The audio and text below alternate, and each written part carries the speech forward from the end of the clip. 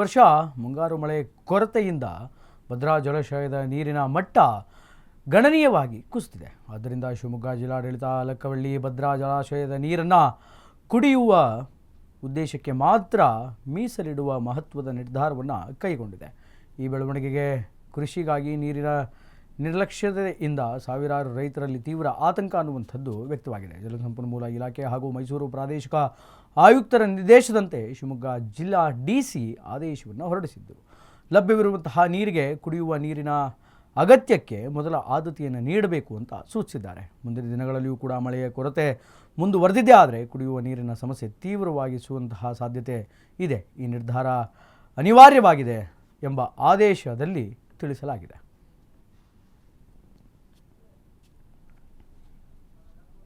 ಇನ್ನು ತನ್ನ ಪರ ಕೇಸ್ ಬರಬೇಕು ಅಂತ ನ್ಯಾಯಾಧೀಶರ ಕುರ್ಚಿಯ ಮೇಲೆ ಸಾಸಿವೆ ಚೆಲ್ಲಿ ಮಾಟಮಂತ್ರದ ಪ್ರಯೋಗವನ್ನು ಮಾಡಿಸಿದಂತಹ ಆರೋಪಿಯ ಮೇಲೆ 65 ವರ್ಷದ ಮಹಿಳೆ ಚಿಕ್ಕಬಳ್ಳಾಪುರದ ಪೊಲೀಸರು ಈಗ ಆಕೆಯನ್ನು ಬಂಧಿಸಿದ್ದಾರೆ. ಚಿಕ್ಕಬಳ್ಳಾಪುರದ 1ನೇ ಹೆಚ್ಚುವರಿ ಸಿವಿಲ್ ಮತ್ತು JMFCಯ ನ್ಯಾಯಾಲಯದಲ್ಲಿ ಕಳೆದ ಜುಲೈ 9 ಬೆಳಗ್ಗೆ 9:30 ಸಮಯದಲ್ಲಿ ಘಟನೆ ಅನ್ನುವಂಥದ್ದು ನಡೆದಿತ್ತು. ಆರೋಪಿಯ ಮಹಿಳೆ ನ್ಯಾಯಾಧೀಶರು ಕುಳಿತುಕೊಳ್ಳುವಂತಹ ಕುರ್ಚಿ ಮತ್ತು ಡಯಾಸ್ ಮೇಲೆ ಬಿಳಿ ಸಾಸಿವೆಯನ್ನು ಚೆಲ್ಲಿದ್ದು. ಕುರ್ಚಿಯ ಮೇಲೆ ಬಿಳಿ ಸಾಸಿವೆ ಗಮನಿಸಿದಂತಹ ಕೋರ್ಟ್ ಸಿಬ್ಬಂದಿ CCTV ದೃಶ್ಯವನ್ನು ಪರಿಶೀಲನೆ ಮಾಡಿದಾಗ ಆರೋಪಿ ಮಹಿಳೆ ಸಾಸಿವೆ ಚೆಲ್ತಾ ಇರುವಂತಹ ದೃಶ್ಯ ಸೆರೆಯಾಗಿದೆ. ಆದ್ದರಿಂದ ಅದೇ ಮಹಿಳೆಯನ್ನು ಈಗ ಪೊಲೀಸರು ಬಂಧಿಸಿದ್ದಾರೆ. ಇನ್ನು ಬೆಂಗಳೂರಿನಲ್ಲಿ ಪಾರ್ಸಲ್ ನೀಡಲು ಬಂದಂತಹ ಡೆಲಿವರಿ ಏಜೆಂಟ್ ಅಸಭ್ಯವಾಗಿ ವರ್ತಿಸಿದ್ದಾನೆ. ಓರ್ವ ಶೌಚಾಲಯ ಬಳಸುವಂತಹ ನೆಪದಲ್ಲಿ ಮಹಿಳೆಯೊಬ್ಬರ ಮನೆಗೆ ಬಲವಂತವಾಗಿ ನುಗ್ಗಿ ಅಸಭ್ಯವಾಗಿ ವರ್ತನೆಯನ್ನು ಮಾಡಿದ್ದಾನೆ ಮತ್ತು ಕಿರುಕುಳ ನೀಡಿರುವಂತಹ ಆಘಾತಕಾರಿ ಘಟನೆಯೂ ಕೂಡ ನಡೆದಿದೆ. ಪಾರ್ಸಲ್ ನೀಡಲು ಬಂದಂತಹ ಕಾಮರ್ಸ್ ಸಂಸ್ಥೆಯ ಡೆಲಿವರಿ ಏಜೆಂಟ್ ಶೌಚಾಲಯ ಬಳಸುವ ನೆಪದಲ್ಲಿ ಮಹಿಳೆಯೊಬ್ಬರಿಗೆ ಮನೆಗೆ ಬಲವಂತವಾಗಿ ನುಗ್ಗಿದ್ದಾನೆ. ಅಲ್ಲದೆ ಅಸಭ್ಯವಾಗಿ ವರ್ತಿಸಿ ಕಿರುಕುಳ ನೀಡಿರುವಂತಹ ಘಟನೆ ಬೆಂಗಳೂರಿನಲ್ಲಿ ನಡೆದಿದೆ. ಸಂತ್ರಸ್ತ ಮಹಿಳೆ ಸಾಮಾಜಿಕ ಜಾಲತಾಣದ ಮೂಲಕ ತಮಗಾದ ಭೀಕರ ಅನುಭವವನ್ನು ಹಂಚಿಕೊಂಡಿದ್ದಾರೆ. ಸದ್ಯ ಬೆಂಗಳೂರು ಪೊಲೀಸರು ಡೆಲಿವರಿ ಏಜೆಂಟನ್ನು ವಶಕ್ಕೆ ಪಡೆದುಕೊಂಡಿದ್ದಾರೆ. ಇನ್ನು ಹಿರಿಯೂರು ಕ್ಷೇತ್ರದಲ್ಲಿ ಸಣ್ಣಚಿತ್ತಯ್ಯನವರು ಭರ್ಜರಿ ಚುನಾವಣೆ ಪ್ರಚಾರವನ್ನು ಮಾಡ್ತಾ ಇದ್ದಾರೆ. ಐಮಂಗಲ ಹೋಬಳಿಯ ವಿವಿಧ ದೇವಾಲಯಗಳಿಗೆ ಭೇಟಿ ನೀಡಿದಂತಹ ಅವರು ವಿಶೇಷ ಪೂಜೆ ಹಾಗೂ ರೈತರೊಂದಿಗೆ ಸಂವಾದದ ಕಾರ್ಯಕ್ರಮದಲ್ಲಿ ಭಾಗಿಯಾಗಿದ್ದರು. ಇನ್ನು ಗಣಪತಿ ದೇವಸ್ಥಾನಕ್ಕೆ ಐಮಂಗಲದ ಕುಲುಕುಂಟೆ ಕರಿಯಮ್ಮನ ದೇವಸ್ಥಾನ ಮತ್ತು ವದ್ದಿಕೆರೆ ಸಿದ್ದೇಶ್ವರ ಸ್ವಾಮಿ ದೇವಸ್ಥಾನಕ್ಕೆ ಭೇಟಿ ನೀಡಿ ವಿಶೇಷ ಪೂಜೆಯನ್ನು ಕೂಡ ಸಲ್ಲಿಸಿದರು. ಬಳಿಕ ಐಮಂಗಲ ಹೋಬಳಿಯ ರೈತರ ಜೊತೆ ಸಂವಾದವನ್ನು ನಡೆಸಿದರು. ಭದ್ರಾ ಮೇಲ್ದಂಡೆಯ ಯೋಜನೆಯ ಶಾಖಾ ಕಾಲುವೆ ಮುಖಾಂತರ ಕೆರೆಗಳಿಗೆ ನೀರು ಒದಗಿಸುವಂತಹ ಕುರಿತು ಮಾತುಕತೆಯನ್ನು ಕೂಡ ನಡೆಸಿದರು. ಸತತ 2ನೇ ದಿನವೂ ರೈತರೊಂದಿಗೆ ಸಂವಾದದ ಕಾರ್ಯಕ್ರಮವನ್ನು ನಡೆಸುವ ಮೂಲಕ ರೈತರ ಬೆನ್ನಿಗೆ ನಿಲ್ಲುವುದಾಗಿ ಭರವಸೆಯನ್ನು ನೀಡಿದರು. ಕಳೆದ ಹಲವು ವರ್ಷಗಳಿಂದ ಸಂಪೂರ್ಣವಾಗಿ ಶಾಂತವಾಗಿದ್ದಂತಹ ಮಹಾಮಾರಿ ಕರೋನಾ ಈಗ ಮತ್ತೆ ತಲೆ ಎತ್ತಿ ನಿಂತಿದೆ. ಹೌದು, ಈ ವೈರಸ್ ಆಂಧ್ರ ಪ್ರದೇಶದಲ್ಲಿ ಮತ್ತೊಮ್ಮೆ ಆತಂಕ ಮೂಡಿಸಿದೆ. ಕಡಪ ಜಿಲ್ಲೆಯಲ್ಲಿ ಭೀಕರ ಕೋವಿಡ್ ಸೋಂಕಿಗೆ 2 ರೋಗಿಗಳು ಬಲಿಯಾಗಿದ್ದು, ಇದು 2022ರ ನಂತರ ಆಂಧ್ರ ಪ್ರದೇಶದಲ್ಲಿ ವರದಿಯಾದಂತಹ ಮೊದಲ ಕೋವಿಡ್ ಸಂಬಂಧಿತ ಸಾವಿನ ಪ್ರಕರಣವಾಗಿವೆ. ಇದರ ಬೆನ್ನಲ್ಲೇ 4 ಹೊಸ ಪಾಸಿಟಿವ್ ಪ್ರಕರಣಗಳು ಪತ್ತೆಯಾಗಿದ್ದು, ಆರೋಗ್ಯ ಇಲಾಖೆ ತೀವ್ರ ಕಣ್ಗಾವಲು ಹಾಗೂ ಮುನ್ನೆಚ್ಚರಿಕೆಯ ಕ್ರಮಗಳನ್ನು ಕೈಗೊಂಡಿದೆ. ಕಡಪ ಜಿಲ್ಲೆಯ 60 ವರ್ಷದ ವೃದ್ಧರೊಬ್ಬರು ತೀವ್ರ ಅನಾರೋಗ್ಯದಿಂದ ತಿರುಪತಿಯ ಆಸ್ಪತ್ರೆಯಲ್ಲಿ ದಾಖಲಾಗಿದ್ದರು.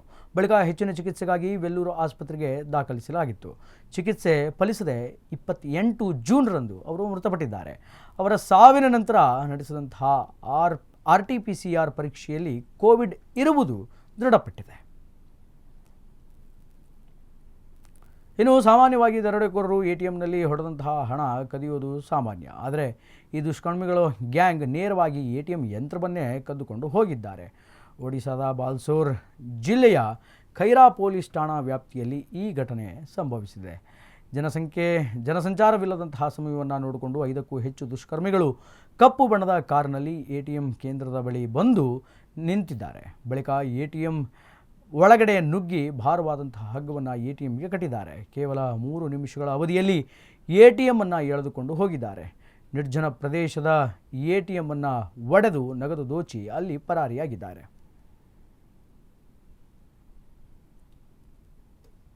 7ನೇ ತರಗತಿಯ ವಿದ್ಯಾರ್ಥಿಯೊಬ್ಬಳು ಖಾತೆಯಿಂದ ವಿದ್ಯಾರ್ಥಿಯ ವೇತನ ತೆಗೆಯಲು ಹೋದಾಗ ದೊಡ್ಡ ಶಾಕ್ ಎದುರಾಗಿದೆ. ಪಶ್ಚಿಮ ಬಂಗಾಳದ ಕೂಚ್ ಬೆಹಾರ್ ಜಿಲ್ಲೆಯ ಹಲ್ದಾವಾರಿ ಗ್ರಾಮದ ಈ ಒಂದು ಅದ್ಭುತ ಘಟನೆ ನಡೆದಿದೆ. 7ನೇ ತರಗತಿ ಓದುವ ಬಡ ವಿದ್ಯಾರ್ಥಿನಿಯ ಸರ್ಪಣಾ ರಾಯ್ ಅವರ ಬ್ಯಾಂಕ್ ಖಾತೆಗೆ ಸರ್ಕಾರಿ ವಿದ್ಯಾರ್ಥಿಯ ವೇತನ 900 ಬರಬೇಕಿತ್ತು. ಇದನ್ನು ತೆಗೆದುಕೊಳ್ಳಲು ಹೋದಾಗ 759 ಕೋಟಿ ರೂಪಾಯಿ ಇತ್ತು. ಅದನ್ನು ಕಂಡು ವಿದ್ಯಾರ್ಥಿನಿ ಮತ್ತು ಅವರ ಕುಟುಂಬದವರು ಆಘಾತಗೊಂಡಿದ್ದಾರೆ. ಹಣ ನೋಡಿದಂತಹ ಕುಟುಂಬ ನೇರವಾಗಿ ಪೊಲೀಸರಿಗೆ ಸುದ್ದಿಯನ್ನು ಮುಟ್ಟಿಸಿದೆ. ಬ್ಯಾಂಕ್ನಲ್ಲಿ ವಿಚಾರಿಸಿದಾಗ ತಾಂತ್ರಿಕ ತೊಂದರೆಯಿಂದ ಹಣ ಜಮಾ ಆಗಿದೆ ಅನ್ನುವಂತಹ ವಿಚಾರ ತಿಳಿದು ಬಂದಿದೆ.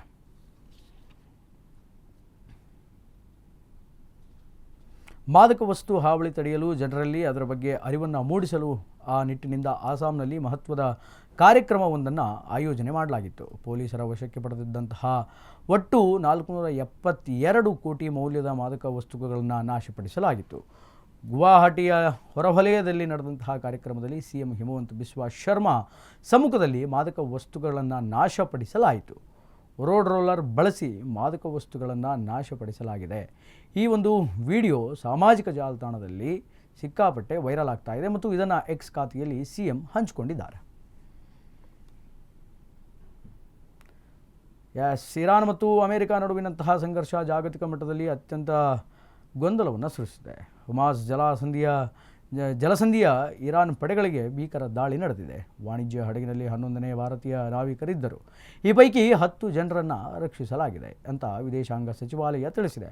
ಆದರೆ ದುರದೃಷ್ಟವಶಾತ್ ಒಬ್ಬ ಭಾರತೀಯ ನಾವಿಕ ಇನ್ನೂ ನಾಪತ್ತೆಯಾಗಿದ್ದು ಅವರಿಗಾಗಿ ಸಮುದ್ರದಲ್ಲಿ ತೀವ್ರ ಶೋಧನೆಯ ಕಾರ್ಯಾಚರಣೆ ಅನ್ನುವಂಥದ್ದು ನಡೀತಾ ಇದೆ. ಈ ಭೀಕರ ದಾಳಿಯನ್ನು ಖಂಡಿಸಿ ಭಾರತ ಸರ್ಕಾರ ಜಲಮಾರ್ಗಗಳಲ್ಲಿ ವಾಣಿಜ್ಯ ಹಡಗುಗಳ ಸುರಕ್ಷತೆ ಕಾಪಾಡುವ ನಿಲುವನ್ನು ತೆಗೆದುಕೊಂಡಿದೆ. ಇನ್ನು ಜಮ್ಮು ಮತ್ತು ಕಾಶ್ಮೀರದ ಪಹಲ್ಗಾಮ್ನಲ್ಲಿ ಮೇಘ ಸ್ಫೋಟ ಉಂಟಾಗಿದೆ. ಪ್ರವಾಹದಿಂದ ಹಲವು ಮನೆ, ಹೋಟೆಲ್ಗಳು ಜಲಾವೃತವಾಗಿದ್ದು ಅನಾಹುತ ಸೃಷ್ಟಿಯಾಗಿದೆ. ಚರಂಡಿಗಳಿಗೆ ನೀರು ತುಂಬಿಕೊಟ್ಟ ರಸ್ತೆಗೆ ಹರಿತಾ ಇದ್ದಂತೆ ಜನಜೀವನ ಅಸ್ತವ್ಯಸ್ತಗೊಂಡಿದೆ. ದಕ್ಷಿಣ ಕಾಶ್ಮೀರದ ಅನಂತನಾಗ್ ಜಿಲ್ಲೆಯ ಆವುರಾ ಮತ್ತು ದೇವಾತು ಅರಣ್ಯ ಪ್ರದೇಶಗಳಲ್ಲಿಯೂ ಕೂಡ ಪ್ರವಾಹ ಹಾಗೂ ಎಲ್ಲ ಪ್ರವಾಸಿಗರು ಸುರಕ್ಷಿತವಾಗಿದ್ದು ರಕ್ಷಣಾ ಕಾರ್ಯಾಚರಣೆ ಮುಂದುವರೆದಿದೆ. ಸದ್ಯಕ್ಕೆ ಯಾವುದೇ ಜೀವಹಾನಿ ಅನ್ನುವಂಥದ್ದು ಆಗಿಲ್ಲ. ಆಸ್ತಿಪಾಸ್ತಿಯ ಹಾನಿಯ ಬಗ್ಗೆ ವರದಿಯಾಗಿಲ್ಲ. ಆದರೆ ಈ ವಿಚಾರ ಸದ್ಯಕ್ಕೆ ಬೆಳಕಿಗೆ ಬಂದಿದೆ. ಕೆಲ ಗಂಟೆಗಳಿಂದ ನಿರಂತರ ಮಳೆ ಸುರಿತಾ ಇದ್ದು ಶ್ಲೇಗಾನ್, ನೂಲಾ ಮತ್ತು ಲೆಡರ್ ನೆಲ್ಲಾದಲ್ಲಿ ನೀರಿನ ಮಟ್ಟ ತೀವ್ರವಾಗಿ ಏರ್ತಾ ಇದೆ.